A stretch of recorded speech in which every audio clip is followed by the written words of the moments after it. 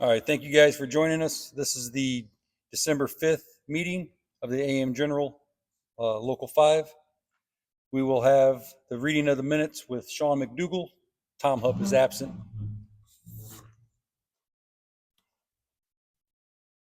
Thank you, Mr. Chairman. Good afternoon, brothers and sisters. This is the membership meeting report from November 7th, 2024. Keith Oden, Chairman, called the meeting to order. The pledge was said. Tom Hupp with the roll call and the reading of the minutes. Motion by Doris Strausser to accept the minutes. Second by Willie Hall. Motion passed. 9 new members were sworn in. For Eddie Maldonado's AFTC report, sales for October were $6 million. The third quarter closed at $14.8 million. Year to date was $70.9 million. AFTC continues to experience material inbound delays, and on-time delivery is at 90%. Management said the OT will help with the delay of parts and materials. For the JLTV, a new camera system had been set up for Department 631. 5 new JLTV employees have been sent to staff the JLTV warehouse. Flu shots were November 6th. Manpower is at 55, and they're awaiting one more person. Clarence Bibbs skilled trades report. Manpower is 21 active, 2 upgraders, and 6 on medical leave. Trades continue to work on numerous PMs and projects around the plant. Millwrights have been working on projects at the Bristol warehouse and in the JLTV trailer area. The repack area is finally being moved to the Bristol facility. Contractors continue to work on numerous projects in Plant 1 and in Plant 2. For Ryan Hoover's military report, sales for October were 215 trucks, with a total of 2,155 for the year. The fourth quarter looks good with no down weeks. There are 200 trucks for Israel that are not on contract yet. Trucks for Ukraine will have a live fire test sometime soon. The company continues to struggle to get parts from suppliers. Chassis Saturdays are November 23rd and December 7th. I believe that should have been full production Saturdays. The plant will remain on 10 hours until December 13th. There are still several quality issues on the Humvee that the company is working through. For the JLTV update, the company has fixed 155 of the 285 findings by the government during their MRA. On November 12th, the government comes in for the trailer MRA. The third JLTV asset vehicle is still a go. The Toys for Tots donation boxes are in the cafeterias. Keith Oden's chairman's report. The committee is starting a YouTube page where the committee reports will be read online. This will be available to all employees and retirees. The committee needs everyone's support in this, as these will also be read during negotiations. Grievances, we met on we met October 16th and settled 36 grievances with the company. We have been very successful this year with winning the grievances. The credit goes to our stewards for writing strong grievances. We had over 100 this year. We had several slated for arbitration. We were able to reach settlement to avoid potential costs to the local with those arbitrations. The company agreed to recognize the Bristol warehouse and LOC as separate facilities, and employees who are moved will receive the utility rate of pay if sent there. For the blended work, we gave the company another proposal. We tried to show them how it would benefit them. We had been consistent with wanting page 66 and 106 out of the contract. We do not agree with the blended work, but the company insists they will implement it. Excuse me. UAW 5, Local 5, and UAW Local 555 pension merger. After starting with the International, the company finally came to the committee on November 1st. AM General used to have a stamping plant down in Indianapolis. It was represented by UAW Local 555. It closed in 1997. Both pensions are held in common in the common AM General Fund, and both pensions are fully funded. The committee has consulted the UAW legal department regarding issues, and it appears to be safe, but the company's past history has made us cautious, and we have requested information on the merger, which we have yet to receive. Under communications, on December 14th from 9 a.m. to 12 p.m., the Recreation Committee will host the Cookies and Milk with Santa at the Union Hall. Angie Kelly, Peggy Singleton, Tanya Burchett, Antoine Young gave reports on their trip to Black Lake. All thanked the body for sending them. Angie spoke on meeting Sean Fain and the challenges of upcoming negotiations, and that the four of them have been meeting weekly in the cafeteria to go over what they learned. Peggy Singleton gave a speech about diversity and giving union strength to the brothers and sisters in the fight for solidarity. Members need to speak up and stand up and show up.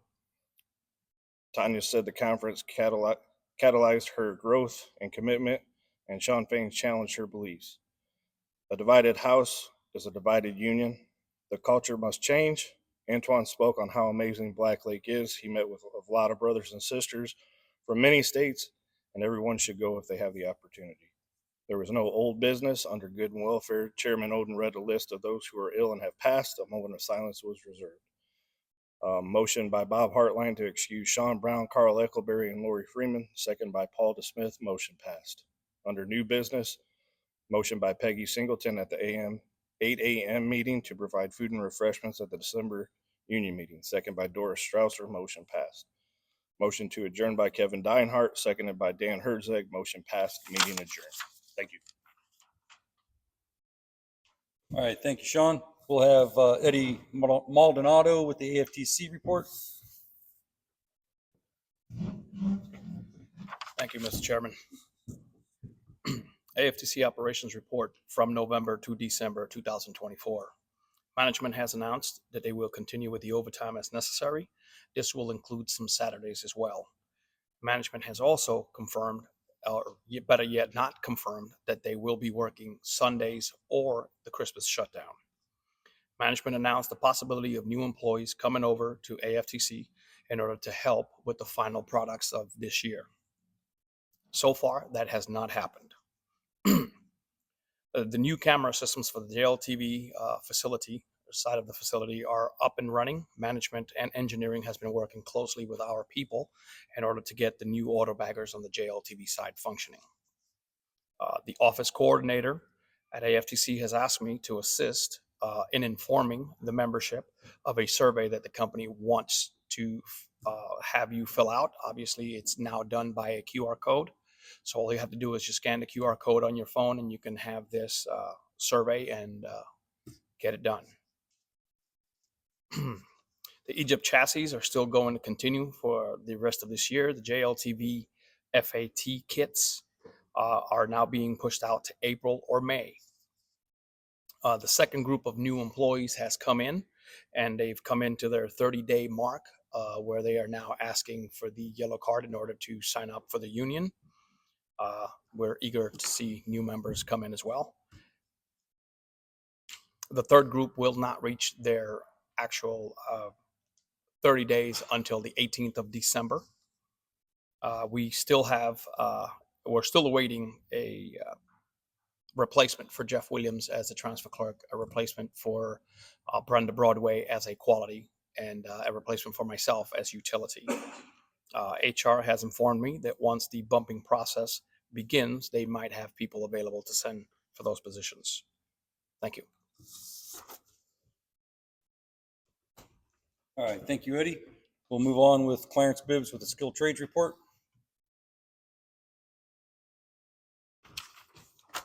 Thank you. Manpower has 16 trades on first shift, 4 trades on second shift, 2 pipe fitter upgraders, 2 at AFTC, and we have 5 on medical. Skilled trades continue to work on PMs throughout the plant. Cisco, continues to install bridge cranes and hoists in the trailer area. They also installed a multi-spindle machine in the trailer area. K2 Power installed all the hot rails and started wiring up the hoist for the trailer area.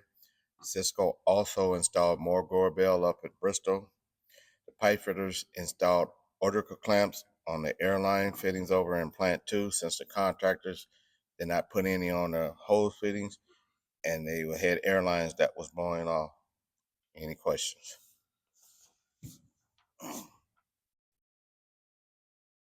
All right, thank you, Clarence. We'll move on with the military map report with Sean McDougall. Thank you, Mr. Chairman. Good afternoon, brothers and sisters. The map report for December 5th, 2024. Currently, the company has 2,400 trucks that are still on property. There are 200 Israeli trucks that are still on property that they don't have a contract yet signed for, but expect to have that signed next week. Of those 200 trucks, Israel wants 195 of those upfitted with added options. The company plans on starting that work the second week of April of 2025. Company expects to run 8 Humvees a day to start 2025, and the forecast is to remain at that rate for the entire year. We all know that can change as well.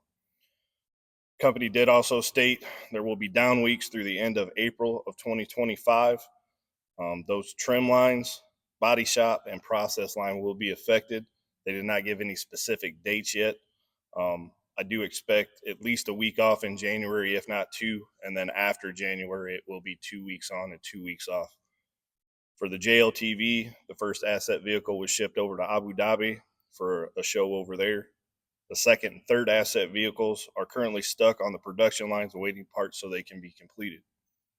The company has pushed back the start date for production and system fill for the JLTV to December 11th. The company plans to start an asset trailer build on December 9th with full production of the trailer starting December 19th. The build schedule for the JLTV for 2025 is 1,600 trucks and 1,600 trailers.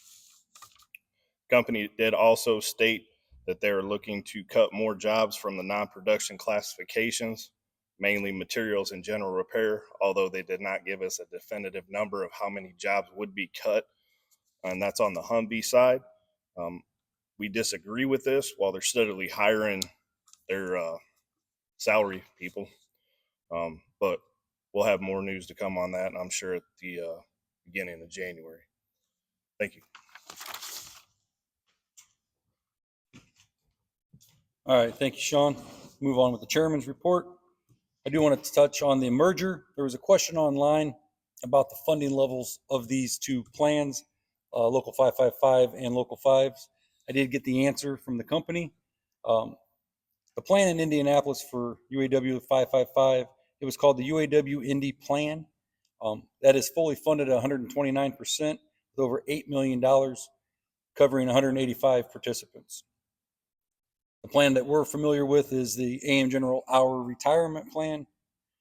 That is also fully funded at 104%, and it has $146 million covering 2,309 participants. We did run this through the international. They took it up to legal in Detroit through the lawyers. They looked at it. They said there's very little to no harm to anybody by merging these two plans. The company did, basically they verified everything that Mark said, that it's strictly just to combine the assets, and both plans would be merged together, making them both fully funded at 105%. So with that being said, this committee, we did agree to allow the company to merge these plans together because there's little to no harm to anybody, current retirees, future retirees. So the new plans will be called the AM General LLC UAW Retirement Income Plan. That's what it's going to be. It will be a subsection, Section D, Article 1 of our current benefits book that you guys will see, but it's Section D, Article 1. And again, it's just going to be a subsection of that. On November 21st, Joe Taylor, Sean McDougall, and myself, we had a meeting at Niles Avenue with Bruce Renor. He is a labor advisor to KPS. So anytime they have questions about labor, they contact Bruce, and he's their liaison between labor and themselves, KPS. The meeting was very casual. We discussed multiple things. We did talk about some of the upcoming negotiations. Some of the key takeaway, we were always told at AM General that once KPS bought us, they would buy us and within 5 years sell us off. So we asked Bruce that question. He said, absolutely not. KPS has zero intention of selling AM General. They actually want to use AM General as a platform to build upon. and they want to keep KPS as their owners. They are the sole owner of AM General. Bruce did talk about the mural that we have down here at the hall, and he has phone calls from all over the United States, and he's always telling people about the mural and how impressed he was, and he wants to have Jay Bernstein, who is a partner with KPS, to come down to the local and check out the hall and see this mural that's down here. He was asking about the onboarding process and how are we doing as far as getting new members and people to sign up, especially since we're a right to work state. We told him that we've been very successful. We talked about our orientation process, how we take an hour. Told him about the video, the PowerPoint, and he actually wants a copy of that. So we're going to send that to him so he can look at it, because he does get calls from all over the country. People want to know new ways of getting people to join the labor movement. So we're working on that currently, and we'll get that sent off to Bruce as fast as possible. I do want to touch on the grievances. Just to recap 2024. As of 12/3 of 24, we had 108 grievances filed this year. We still have 14 open grievances that we're working on, but we did settle 94 of those grievances. Unfortunately, 10 of those grievances were about termination grievances, and that was basically about attendance. And we can't stress enough how important it is that we have to go to work every day. That's our job. Get up, be on time, be ready to work. We're just not successful when it comes to attendance in the point system. This committee is not successful trying to get people's jobs back when we have a point system and you fail to come to work. I do want to talk about some of the upcoming events that are going to happen at AM General. On December 9th, they have an advisory council that will be in the plant.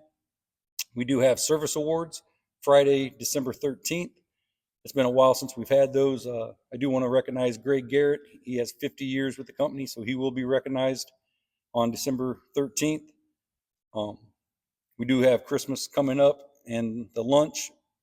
AM General provides a lunch for us. AFTC, they will have their Christmas lunch on the 12th, and they will also have their service awards for Felicia Hill. How many years, Eddie, do you know? But yeah, so she will be recognized. I think she's right at 40 years. So she will be recognized. That's great. And then the military plant, MMC, will have our Christmas lunch on the 20th. And then I did ask about Bristol, and they're not sure what they're going to do with Bristol yet. I'm still waiting on an answer from the company on that. And then once we get back January 6th, we do have the IATF audit that we have to get recertified for. That is the end of my report. So we'll move on to communications. I do want to say December 14th, that's a Saturday, next weekend, from 9 to 12. The rec committee is going to have milk and cookies down here at the hall. So that's a great thing that committee's doing. So if you have kids, grandkids, bring them down here. They've got all kinds of activities planned for that. I know Sean would like to speak under communication, so we'll give him the mic. Thank you, Keith. I just want to take a moment here to thank all of our standing committees for what they've been doing. In the last 8 months since I've taken over as president, there's been a lot of good things going on down here at the hall. A lot more participation from our membership. I believe right now we have more active members on all of these standing committees than what we've had in probably 20 years. So I wanted to thank all of them. I want to thank our union stewards also at AM General, and appreciate all the work that they do, and want to wish everybody a happy holiday and a Merry Christmas. Thank you.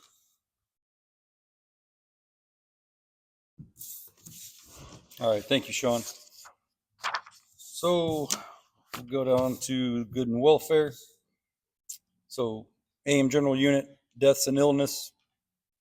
We had Gary Burkus, retiree passed, James St. Clair, retiree passed, and John Rezorzak, retiree passed.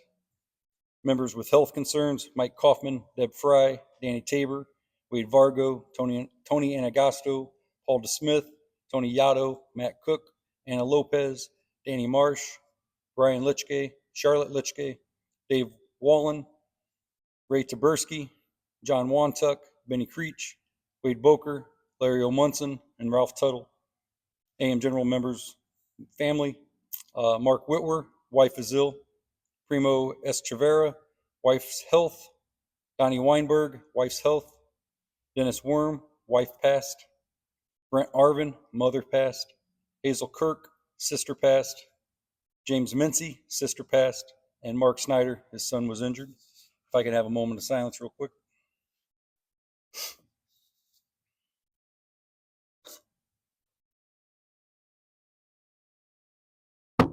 All right, thank you. Under new business, there will be no January meeting. We will cancel that meeting, and we will have the our plan. I just let everybody know our plan is in January to give the company a 60-day notice to start bargaining. Hopefully, that will get us in bargaining sometime around April. This committee is committed to getting a contract prior to the expiration date of September 26, 25.